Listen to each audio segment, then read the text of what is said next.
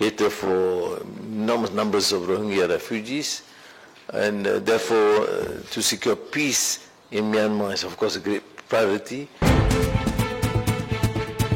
মিয়ানমারে শান্তি প্রতিষ্ঠা ও বাংলাদেশে অবস্থানরত রোহিঙ্গা শরণার্থীদের জন্য মানবিক সহায়তা নিশ্চিত করতে যৌথ শান্তি মিশন পাঠানোর ঘোষণা দিয়েছে মালয়েশিয়া ও এর কয়েকটি আঞ্চলিক অংশীদার দেশ।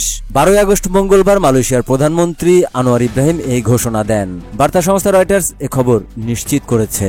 তিনি বলেন, মিয়ানমারে শান্তি নিশ্চিত করা অত্যন্ত গুরুত্বপূর্ণ।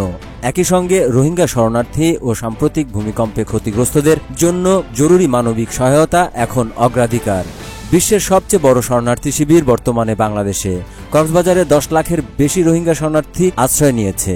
জাতিসংঘের তথ্য অনুযায়ী গত 18 মাসে মিয়ানমারের রাখাইন রাজ্যে রোহিঙ্গাদের ওপর সহিংসতা ও দমন নিপীড়নের ফলে আরও প্রায় 1,50,000 বাংলাদেশে পালিয়ে এসেছে।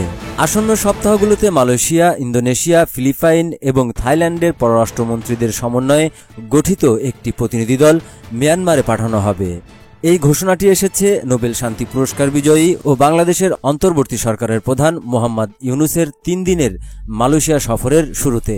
সফরকালে দুই দেশের মধ্যে 5টি সমঝোতা চুক্তি স্বাক্ষরিত হয়েছে, যার মধ্যে রয়েছে প্রতিরক্ষা সহযোগিতা এবং এলএনজি ও জ্বালানি অবকাঠামোতে যৌথ বিনিয়োগ ও সরবরাহ সংক্রান্ত চুক্তি।